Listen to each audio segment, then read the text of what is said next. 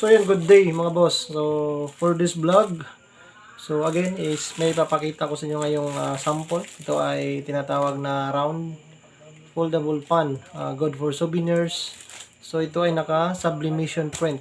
So ang vlog natin ngayon mga boss ay i-share ko sa inyo yung ating knowledge kung paano mag-print ng ganitong style ng souvenirs, no, para sa mga occasions na uh, pagbibigyan natin, no. So again, mga boss, so hindi pa naka-follow sa aking page and naka-subscribe sa aking YouTube channel, paki-subscribe na lang din and paki-pindot sa notification bells para dun sa mga next video na i-upload natin about printing and about dun sa mga rides na gagawin natin, no, sa mga susunod na araw.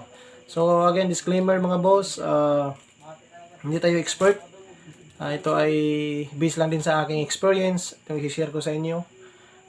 Para naman doon sa mga gustong start ng kanilang printing business, no? Lalo na doon sa mga nagsisimula pa lang.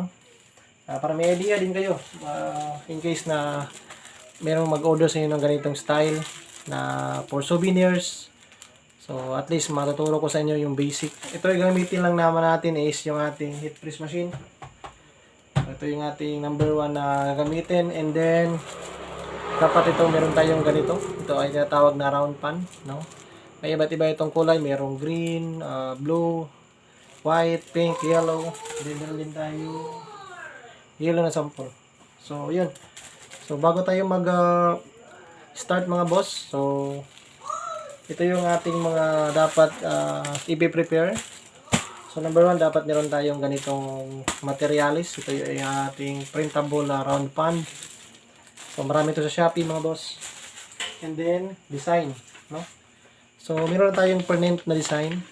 Pakita natin sa iyo. Gamit-gamit natin yung sublimation paper, no? So pag nag-print kayo ng mga sublimation mga boss, kailangan ang gamit natin ay sublimation paper. So ito yung design natin, ipapakita ko sa inyo. So shortcut na to. So naka-print na ako sa aking computer ng design. So yan. Okay. So makikita natin mga boss, yung print natin is naka-baliktad. So yan tinatawag natin na mirror print, no? Dapat naka-mirror. Meron naman din sa settings natin. So bago natin siya i-print doon sa ating printer, dapat na naka-set na siya for mirror print, no? Especially doon sa mga nagpe-print ng sublimation, dapat naka-mirror talaga yung design natin. So ito yung sample ng naka-mirror design. So parang baliktad yung ano niya, no? So ito ay ididikit natin dito. Yan, ilalapat lang naman natin yan dito. So ganyan yung pagkalagay mga boss. So yung print is nakalapat doon sa mismong materials, no? Yung ating round pan. Yon. So bago natin siya i-heat press dito sa ating machine. So meron din akong ginawang DIY mga boss. So again, itong sinishare ko sa inyo mga boss is based lang din sa aking experience kung paano mag-print ng ganitong souvenirs, no. So meron akong ginawang ito ay carton lang naman, nakabilog din siya. So ang purpose nitong ginawa kong carton is para ilapat dito sa design. So yan, lalapat yan sa design. So in case na i-press natin yung ating heat press machine, so ito lang yung tatamaan. Ito lang yung tatamaan yung carton. Yan. Para hindi ma-damage yung ating pinaka round foldable pan, no? Hindi siya matatamaan. So ito lang yung carton ang lalapatan ng ating heat press, no? So yan, basic yung ating temperature nito mga boss sa ating heat press is 200 yung ating init, and then 30 seconds yung ating timer, no? Again, 200 yung init, and then 30 seconds yung timer natin bago natin siya i-press ng ganyan. So pag nag 0-0 na yung ating timer, so angat na natin, and then tanggalin na natin, papakita natin yung design. So again mga boss, yung settings ko sa aking heat press is yun ay based sa aking mga experience sa paggagawa ng ganito. So may iba-iba naman tayong settings, so depende sa saan tayo komportable mga boss, no. So again, ito ay tinatawag na foldable round pan, good for souvenirs. So ito yung aking basic na method kung paano gumawa ng ganitong style. So again, magsisimula tayo mga boss, and pisa na natin para sa mga gustong gumawa ng ganitong souvenirs. Ito ay karamihan natin makikita sa mga eleksyon, di ba? Pag sa mga eleksyon, binibigay ito sa mga politiko. So yun, para may idea na kayo. So meron tayong dalawang kulay, yellow and pink mga boss. Umpisa natin, let's go. So yun mga boss, nakaset na yung timer natin. Inilagay na natin sa 200, no? Yung ating init, and then 30 seconds yung ating timer, no? So prepare na natin yung ating first sample. So again, ito yung ating round foldable pan, and then ating design na naka-mirror print. So bilagay lang natin dito. So estimate lang natin na hindi siya masyadong nakaangat, no? So, malapat lang natin siya dito mga boss sa ating head press machine. Yan, lapat lang natin dyan. Kita naman, no? So, yan. Tayo lang natin mag 0-0 doon. Yung ating timer bago natin siya ilapat. Tapos, ito yung ating DIY na carton mga boss. So, yun. Ito ay based sa aking experience mga boss, no? May kanya-kanya naman tayong paraan paano mag-print ng ganito. Meron din kasing heat press machine mga boss na may kasama na siyang yung round talaga na pang heat press para talaga dun sa foldable pan. Ito kasi ay at ito lang din yung aking experience, no. So na-share ko lang sa inyo. So yan, ito yung karton. Lagay lang natin dito. Doon mismo sa may design mga boss. Ito yung design natin. Ito yung karton. Para paglapat ng ating heat press, hindi tatamaan yung ating mismong foldable na round pan. Kasi may tendency ito mga boss na mapupunit yung ating design dito mga boss. So kailangan hindi siya mainitan. So kailangan meron tayong ganitong karton. So yan, lapat lang natin dyan. So balansin lang natin ano yung magandang ano niya. Ayun. So, nakasit na siya. So, hintayin na lang natin mga boss mag 0-0 yung ano natin.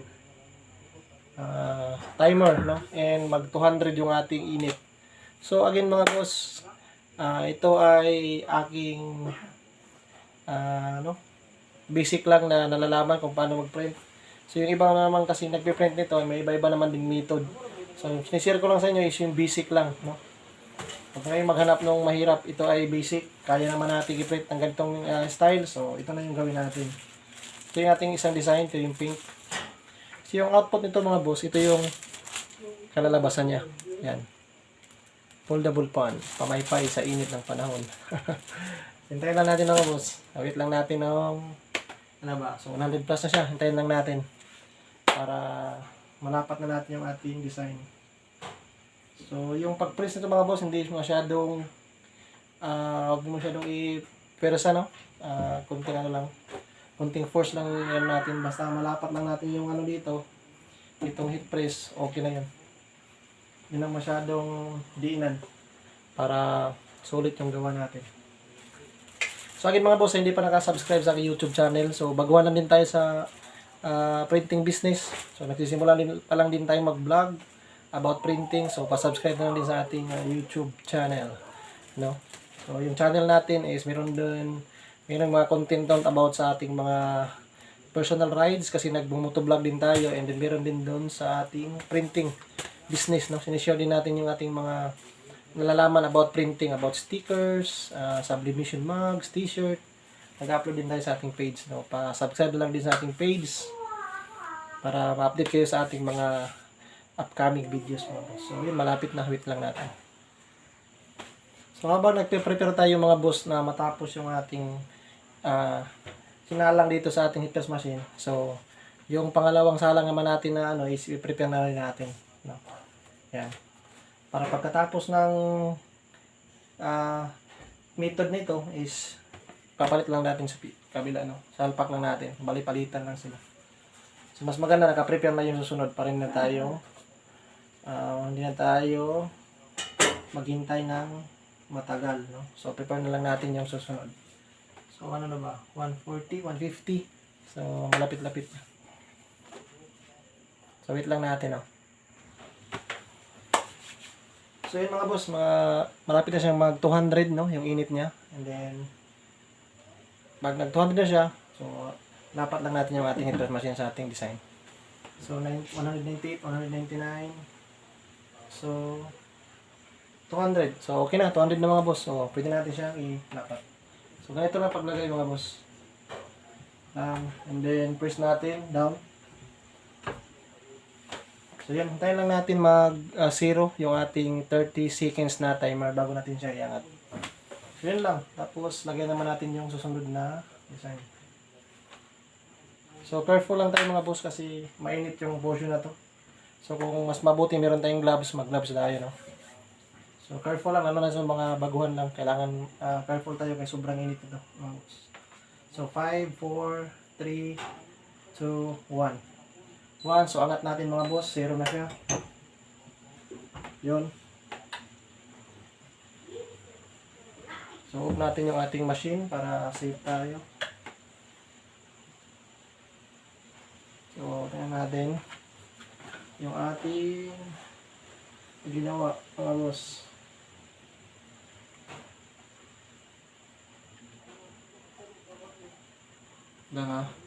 Mainit pa mga boss, mainit. So yun mga boss, hindi na siya masyadong mainit. So angat na natin yung ating design. Makita natin sa inyo kung ano yung final output niya. No? So natanggal mo yung ating design. So makikita natin mga boss, medyo faded na yung ano natin, yung design natin na print kasi yung yung kulay niya is lumipat doon sa ating foldable fan. So ito na siya mga boss, ito yung ating nagawa. Yan. So yun na siya, pamaypay natin. Okay. Ano mga boss? Okay. Kita mo sa camera. Yung sa pamaypay. So ito ang foldable.